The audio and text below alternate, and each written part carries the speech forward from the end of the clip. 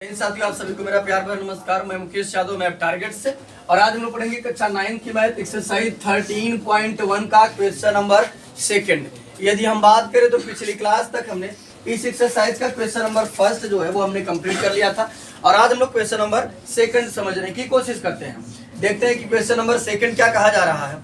कहा जा रहा है कि एक कमरे की लंबाई, चौड़ाई और ऊंचाई क्रमशः 5 मीटर, 4 मीटर और 3 मीटर। यदि हम बात करें तो कोई एक कमरा है, अगर उस कमरे की हम बात करें लंबाई की तो लंबाई 5 मीटर, चौड़ाई 4 मीटर और ऊंचाई 3 मीटर है। ठीक, ये हमको दिया जा रहा है।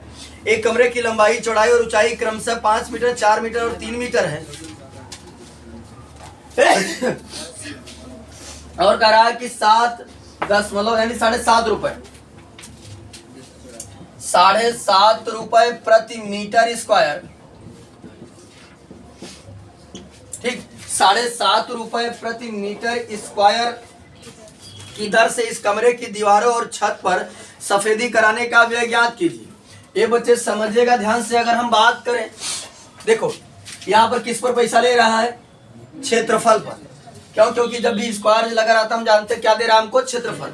तो पैसा किस पर ले रहा है? क्षेत्रफल पर। प्रति का मतलब होता है 1, यानी 1 मीटर स्क्वायर का जो पैसा लेगा वो कितना लेगा? 7.5 रुपए लेगा। कितना?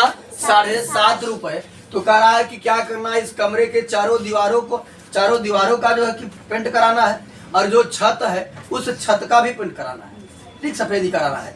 तो बताइए कितना खर्चा गिरेगा? तो हमें ये पता चल गया कि पैसा तो क्षेत्रफल पर लग रहा है। तो हम क्या काम करें कि कमरे के चारों दीवारों का क्षेत्रफल निकाल लें और छत का क्षेत्रफल निकाल लें। इन दोनों क्षेत्रफलों को क्या करें, हम जोड़ दें, और 1 मीटर स्क्वायर का पैसा हमको पता है, जितना मीटर स्क्वायर आएगा गुणा कर देंगे, आसानी से पैसा हमको पता हो जाएगा। ठीक, तो समझिएगा ध्यान से। हम यानी कुल मिलाकर पता क्या करेंगे? पता करेंगे कमरे के चारों दीवारों का क्षेत्रफल, क्योंकि पेंट किसको किसको कराना है? कमरे के चारों दीवारों को और छत को कराना है। तो कमरे के चारों दीवारों का क्षेत्रफल और छत का क्षेत्रफल, टोटल क्षेत्रफल जो आएगा 1 मीटर स्क्वायर का पैसा 7.5 रुपए, जितना मीटर आएगा उतने में गुणा कर देंगे, कुल खर्च हमारा आसानी से आ जाएगा। तो यहाँ समझिए, लिखेंगे सफेदी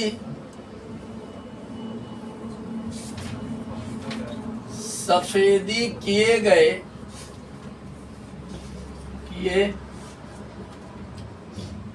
भाग का क्षेत्रफल,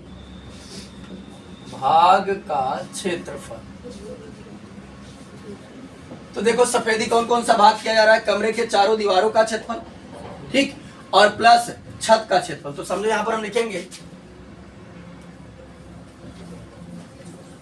कमरे के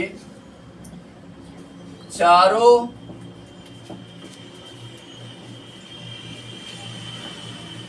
दीवारों का क्षेत्रफल प्लस छत का क्षेत्रफल। यही तो इतना पेंट हो रहा है ना। ठीक, और साफ शब्दों में हमको देखो लंबाई 5 मीटर, चौड़ाई 4 मीटर, ऊंचाई 3 मीटर दिया है। ठीक, घबराने की बात नहीं। तो हमने लिखा सफेदी किए गए भाग का क्षेत्रफल। तो सफेदी कौन कौन सा भाग किया जा रहा है? कमरे के चारों दीवारों का क्षेत्र पेंट किया जा रहा है, छत को किया जा रहा है। तो बच्चा हमने लिखवाया था कमरे के चारों दीवारों का क्षेत्रफल, हाँ, 2 ब्रैकेट में L plus B into bracket के बाहर H। ठीक, तो देखो 2 ब्रैकेट में L plus B into bracket के बाहर H। अब अगर हम बात करें बच्चे, एक बार और जान लो, इसको हम लोग परिमाप भी बोलते हैं। ठीक, अगर हमको कमरे के चारों दीवारों का क्षेत्रफल निकालना है तो सुनो ध्यान से।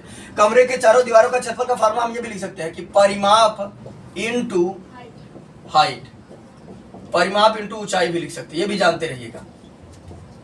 ठीक, और ये कमरे के चारों दीवारों का परिमाप है 2L प्लस B। अगर पूछ रहे कि कमरे के चारों दीवारों का परिमाप तो क्या होगा? 2L plus B। ये जानते रहिएगा। ठीक, कि क्षेत्रफल कमरे के चारों दीवारों का क्षेत्रफल होता है 2 ब्रैकेट में L plus B into bracket के बाहर H, या भी हम कह सकते हैं कि परिमाप इंटू ऊंचाई। ठीक, जहां 2L प्लस B क्या है? परिमाप है, और H क्या है? ऊंचाई। अब बच्चे आ गया छत का क्षेत्रफल। तो छत के क्षेत्रफल के लिए बताओ हम क्या फार्मूला लगाएं? हाँ, शाबाश, L इंटू B। हाँ, L इंटू B, क्योंकि यहाँ समझिएगा अगर हम छत की बात करें तो छत में ऊंचाई तो होगी नहीं। मान लेते हैं ऐसे ऐसे हो गई लंबाई और ऐसे ऐसे का हो गई दो ही बीमा है ना उसमें, लंबाई और चौड़ाई। छत किस आकार का होगा? आयत के आकार का। ठीक, छत किस आकार का होगा? आयत के आकार का। तो हो जाएगा L इंटू बी।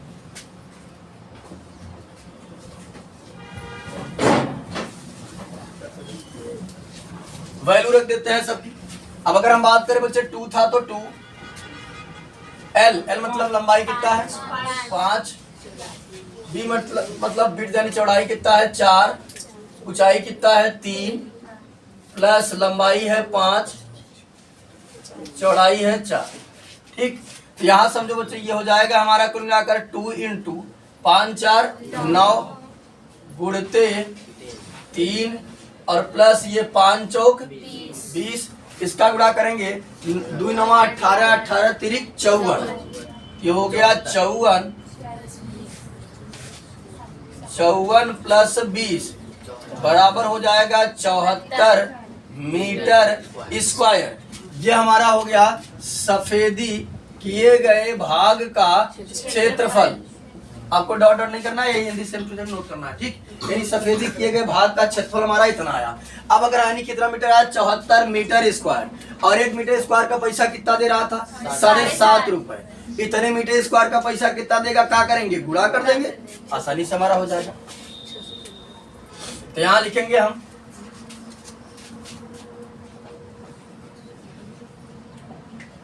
सफेदी कराने का कुल व्यय बराबर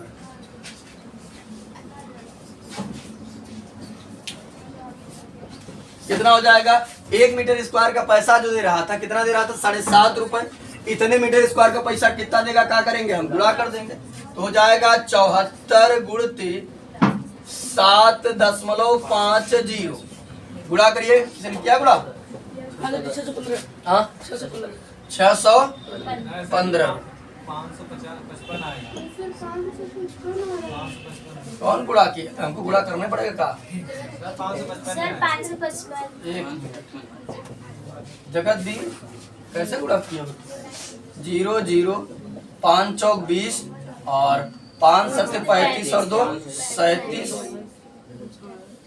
और यहाँ जाएगा 7 चौक 28 और 7 7 49 49 और 2 51। 0 0 8 7 15 का 5 3 1 4 1 5 यहाँ 5 और 2 अंक के बाद 555 कहाँ गुणा किए थे?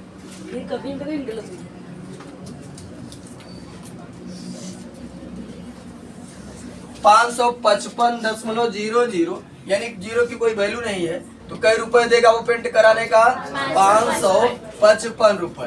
ठीक, तो ये बच्चे बहुत कुछ कठिन नहीं था। साफ शब्दों में कह रहा था कि कमरे के चारों दीवारों को जो है कि पेंट करा रहा था, छत को तो हमने लगा दिया यानी सफेदी किए गए भाग का क्षेत्रफल, कमरे के चारों दीवारों का क्षेत्रफल प्लस छत का क्षेत्रफल।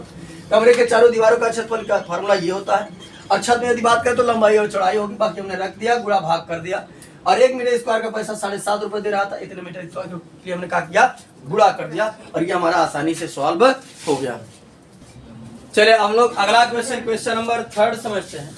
यदि तीसरे क्वेश्चन की बच्चे हम बात करें तो देखते हैं कि तीसरा क्वेश्चन क्या कहा जा रहा है। कहा जा रहा है किसी आयताकार हॉल के फर्श का परिमाप, यानी कोई हॉल है, जैसा आप जिस ये कोचिंग बैठे ये भी हॉल के मॉडल ही है। ठीक, आयताकार। अब अगर बच्चे हम बात करें आयताकार, आयत क्या होता है ये हमने चैप्टर 8 में आपको अच्छे से एक्सप्लेन किया है कि आयत हम उसे कहते हैं जिसकी सम्मुख भुजाएं क्या हो? बराबर हो। जैसे देखिए जितनी चौड़ाई यहाँ पर है उतनी चौड़ाई उस दरवाजे पर भी है और जितनी लंबाई लेकर यहाँ से वहां तक है उतनी लंबाई उधर भी है। ठीक, तो सम्मुख भुजाएं क्या होती हैं? बराबर होती है, उसे हम क्या कहते हैं? आयत कहते हैं। तो कह रहा है किसी आयताकार हॉल के फर्श का परिमाप 250 मीटर है। यदि 10 रुपए प्रति मीटर स्क्वायर की दर से चारों दीवारों पर पेंट कराने की लागत, ये बच्चे समझेगा, कह रहा है कि अगर मैं 1 मीटर स्क्वायर अगर पेंट कराता हूं तो कितना रुपए देता हूं? 10 रुपए। कितना? यानी 1 मीटर स्क्वायर अगर पेंट कराया जाएगा तो कितना रुपए देगा? 10 रुपए। ये 1 मीटर स्क्वायर का मतलब आप समझते हैं कि नहीं? क्या जानते हैं इसका मतलब क्या? 1 मीटर स्क्वायर क्षेत्रफल। 1 मीटर स्क्वायर क्षेत्रफल कैसे जानते हैं कि 1 मीटर स्क्वायर क्षेत्रफल का मतलब होता है 1 मीटर मान लो करके लंबाई या चौड़ाई मान लो 1 मीटर चौड़ाई भी 1 मीटर लंबाई भी और 1 यानी कि इधर इतना एरिया, ये है हमारा 1 मीटर स्क्वायर। ठीक, ये भी 1 मीटर, ये भी 1 मीटर, यानी 1 मीटर से चारों तरफ से घिरे हुए एरिया को हम क्या कहते हैं? 1 मीटर स्क्वायर क्षेत्रफल कहा जाता है। ठीक, इसका मतलब होता है कि 1 मीटर लंबाई भी है और 1 मीटर चौड़ाई भी है, यानी इतना एरिया पेंट कराएगा तो कई रुपए देगा? 10 रुपए देगा। ठीक, तो यहाँ समझिए, कह रहा कि 1 मीटर स्क्वायर क्षेत्रफल को अगर पेंट कराता है तो कितना रुपए देता है? 10 रुपए। तो कह रहा है कि ऐसे वो पेंट कराया है, कमरे के चारों दीवारों को क्या किया है? पेंट कराकर कितना रुपए दे रहा है? 15,000 रुपए। कितना रुपए? 15,000 रुपए। ठीक, आगे समझते हैं। किसी आयताकार हाल के फर्श का परिमाप 250 मीटर है। यानी अगर हम परिमाप की बात करें तो परिमाप कितना है? 250 मीटर। 250 मीटर है। यदि 10 रुपए प्रति मीटर स्क्वायर की दर से चारों दीवारों पर पेंट कराने की लागत 15,000 है तो इस हाल की ऊंचाई ज्ञात कीजिए। तो कह रहा है ये कि इस हाल की ऊंचाई बताइए कि ये कितना ऊंचा है। ठीक, अगर वो 15,000 रुपए स्पेंड किया तो आपको क्या करना है? ये बताना है कि इस हाल की ऊंचाई क्या है। ये बच्चे, इस 15,000 रुपए को हम थोड़े समय के लिए भूल जाते हैं। हम ऐसा देखते हैं कि ये हमको 15,000 रुपए नहीं दिख रहा है, इसकी बात हम बाद में करेंगे। यहाँ समझिए, हमको पता है कि 1 मीटर स्क्वायर का पैसा कितना दे रहा है? 10 रुपए। तो हम ये भूल जाएंगे कि 15,000 वो दे रहा है। हम निकालेंगे खर्चा, कि वो देखते हैं कितना खर्चा करेगा।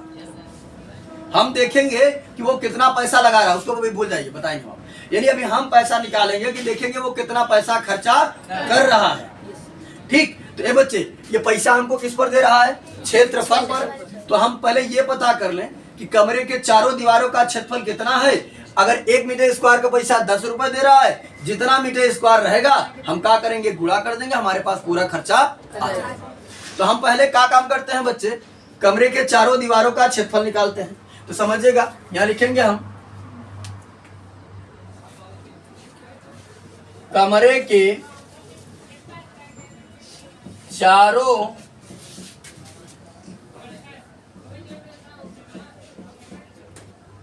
दीवारों का क्षेत्रफल। तो बच्चे, अभी हमने इसके पहले वाले क्वेश्चन में जस्ट हमने आपको एक्सप्लेन किया कि कमरे के चारों दीवारों का क्षेत्रफल होता है 2 ब्रैकेट में L + B इंटू ब्रैकेट के बाहर H, या क्या बताया था हमने? हाँ, परिमाप इंटू ऊंचाई। यानी अगर हम चाहे तो लिखे 2 ब्रैकेट में L + B इंटू ब्रैकेट के बाहर H, यानी ये भी है कमरे के चारों दीवारों का क्षेत्रफल। और चाहे तो हम इसको लिख दें परिमाप इंटू हाइट, ये भी हमारे कमरे के चारों दीवारों का ही क्षेत्रफल है। और ये यदि हम बात करें तो ये 2L + B कमरे के चारों दीवारों का परिमाप है। बस भाई, तो यहाँ समझिए, चाहे तो हम लिख दें 2L + B इंटू ब्रैकेट के बाहर H, और चाहे तो हम लिख दें परिमाप इंटू ऊंचाई। लेकिन हम फार्मूला यहाँ पर कौन लगाएंगे? परिमाप इंटू ऊंचाई। परिमाप इंटू ऊंचाई हम इसलिए लगाएंगे क्योंकि हमको परिमाप पता है। ठीक, यहाँ हमने लिखा परिमाप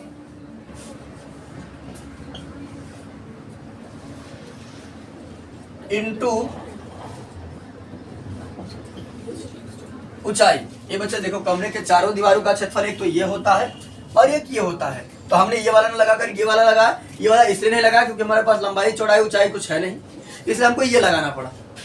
ठीक, तो दोनों ही जानते रहिएगा। चले, जो पता है रख देते हैं। अब अगर हम बात करें बच्चे तो परिमाप कितना है? 250 और ऊंचाई कितना है? H। ऊंचाई नहीं पता तो H मान लिया हमने। गुणा करेंगे कितना आएगा? 250 H मीटर स्क्वायर। क्यों? क्योंकि क्षेत्रफल है, क्षेत्रफल हमेशा स्क्वायर में होता है।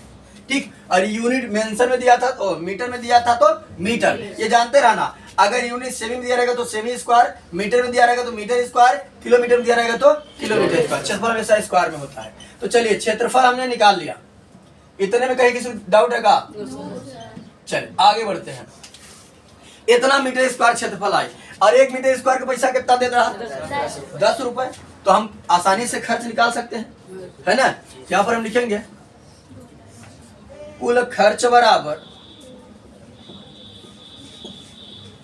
1 मीटर स्क्वायर का 10 रुपए, तो इतना मीटर स्क्वायर का 25 गुणा कर देवे हम। जैसे अगर मान लें कि एक सेब का दाम 4 रुपए, तो 4 सेब का दाम 16 रुपए। कैसे आपने क्या किया, एक का पता था 4 को चाहिए था, गुणा कर दिया। ऐसे ही 1 मीटर स्क्वायर का पता था, इतने मीटर स्क्वायर का चाहिए तो क्या करेंगे, गुणा कर देंगे। 25 हो जाता तो यहाँ समझिएगा बच्चे, हो जाएगा 250 H इंटू 10 हो जाएगा कुल मिलाकर हमारा कितना, 2500 H। अब समझिएगा बच्चे, ये हमने खर्च निकाला है। क्या निकाला है, हमने खर्च निकाला है और किताब में भी खर्च दिया है। इसका मतलब है हमारा खर्च और वो खर्च दोनों आपस में क्या होंगे, बराबर होंगे। अगर कहीं किसी को डाउट है तो हमको भी समझा देते हैं कि कैसे बराबर होगा। समझिएगा, आप कहेंगे सर ये तो 2500 H लिखा है, वो 15,000 लिखा है, ये कैसे बराबर हो सकते हैं। तो मैं आपको एक एग्जांपल देता हूं जिससे आप आसानी से समझ जाएंगे कि ये दोनों चीजें एक ही है, बस इनके लिखने का तरीका जो है वो डिफरेंट है। जैसे अगर मैं कह दूं, अगर आपको हमको 100 रुपए देना है तो मैंने आपको एक 100 रुपए का नोट दे दिया, ठीक, ये हमने 100 रुपए का नोट दे दिया। और हमने और भी आपको तरीका से दे सकता हूं, हमने 50-50 का नोट दिया, लेकिन रुपए कितना हुआ, 100 यहाँ भी था, 100 यहाँ भी, यहाँ 200 हो गया, 100 ही है। बस ये क्या है, नोटों की संख्या डिफरेंट है, बाकी कीमत जो है वो क्या है, सेम है। इसी तरीके से ये नोटों की संख्या समझ लो डिफरेंट है, कीमत क्या है, सेम है। लिखने का तरीका यहाँ हम लिखेंगे कितना, 50-50 की 2 नोट, और यहाँ देखो, यहाँ कहेंगे 2 नोट, यहाँ कहेंगे 1 नोट, लेकिन कीमत सेम है।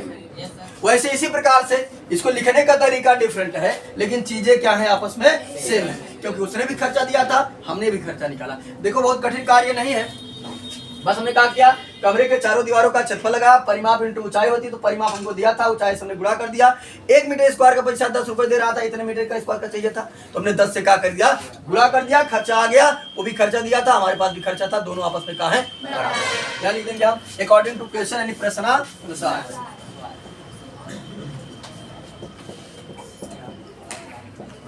ये चीजें आपस में क्या होंगी, बराबर, यानी 2500 H बराबर 15,000। जो कट रहा है काट दो, 1 0 2 0, 1 0 2 0 इधर कटा, 25 के 25, 25 छक्का 150, H बराबर 6 मीटर।